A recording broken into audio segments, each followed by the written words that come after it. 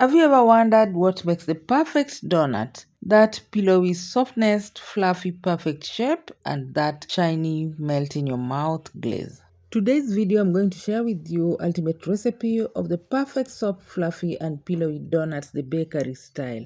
And I will take you through step by step from the perfect dough and to the shaping techniques and a unique frying method that will take your donut to the next level. No trial and error. And how to make the perfect glaze. So if you want to know how to make this, keep watching and watch the video up to the end. Well, in my cup, I have 120 ml lukewarm temperature milk, not hot, not cold, cracking in an egg, and this will give our donut perfect structure and softness. Adding in 1 tablespoon instant dry yeast, this is what will make our donut light, airy, bakery perfect. If you're using activate yeast, make sure you activate it first. Give it a mix until everything is perfectly combined, and this is the foundation of the soft, nice pillowy donut. Once done, put aside. Let's move on to our dry ingredients. In a mixing bowl, sift your flour to incorporate the air. I'm using 3 cups all-purpose flour.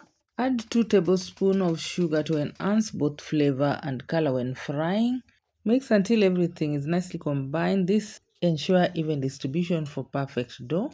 Slightly make a well, then add your wet ingredients on the dry ingredient gradually, and this is to help you control how much you need. Also help the dough to absorb the liquid at its own pace. Using a spatula to bring the dough together, mix until everything comes together. I will list all the ingredients and their exact measurements in the description box. Once the dough has formed and a little bit sticky, add in your margarine. You can use butter if you have. Then use your clean hands to continue kneading it. Knead until all the margarine is nicely combined and the dough is super soft and the mixing bowl is clear.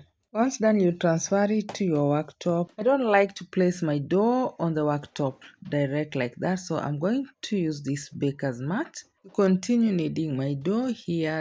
Guys, thanks for stopping by and welcome back to another amazing recipe. And if you are stopping here for the first time, feel welcome. And if you find this kind of content useful, consider subscribing, like the video, and for more amazing recipes like this, click the notification bell so that if I upload a new video, you will be among the first to get notified. And watch the video up to the end if you really want to know this recipe. Don't miss each and every step. And this step is very important. Continue kneading until you have that perfect, super stretchy and super soft dough. And if you want to know it's ready, just press it down a little, and if it bounces back, your dough is ready. Grease your mixing bowl with vegetable oil. This will help the dough not to stick on the bowl as it rises. Transfer your dough to the greased bowl. Flip the dough to ensure both sides are covered with oil. Then cover the bowl with a plastic wrap and let it sit there for about 40 to 1 hour or until it doubles the size. And this depends on the climate where you are. When you're in cold weather, it can take longer, so don't rely on time. Keep on checking. Once ready, you're good to go. It's been 40 minutes and mine has doubled the size. So once it has proved, just give it a light punch to release the air bubbles. And at this point, don't knead the dough. Just find a way to remove it from the bowl to your worktop. Dust your worktop a little to prevent the dough from sticking. Place the dough into the floured surface and divide it into your desired size. Ensure you divide it into equal portion. You can eyeball it or you can use a weighing scale.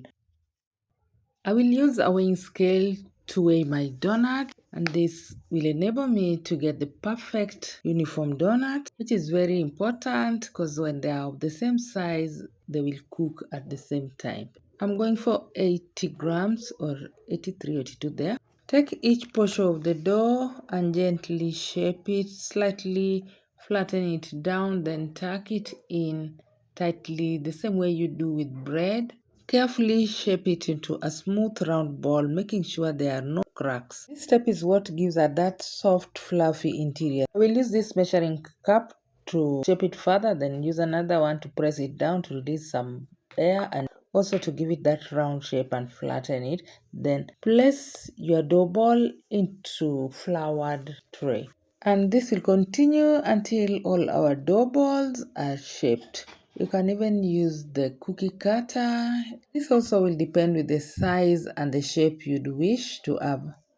Don't place them close to each other, at least give them a room to proof. And once done, sprinkle some flour on top of the dough and cover it with a towel and let it proof for the second time for about 20 minutes. Once the dough has proofed, it becomes much easier to handle, and this will make the shaping process effortless, giving you smooth and perfectly round donut. My dough has rested. Let's shape the dough. Gently pick each dough and place it on a dusted surface. Then poke a slight hole in the center with your finger and stretch it gently. This will give you that classic donut shape. Then place them on your tray and let them rest for about 10 to 15 minutes to rise again. You can use a grease paper or just simply dust your tray and place them there. This will help you when transferring your dough to the frying pan. This step is important for you to retain that shape that we've just interfered with while poking the hole. Once done, cover them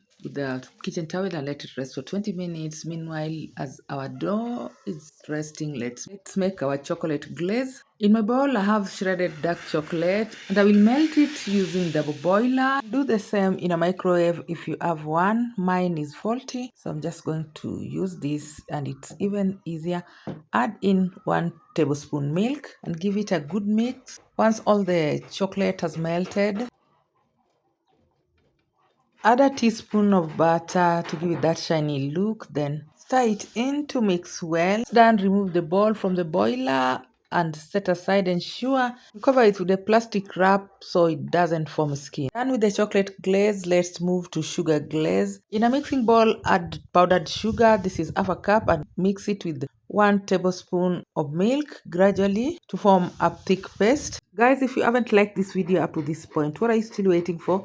Give me that thumbs up, and if you haven't subscribed, kindly consider subscribing. And my dough has rested enough, so it's time for frying.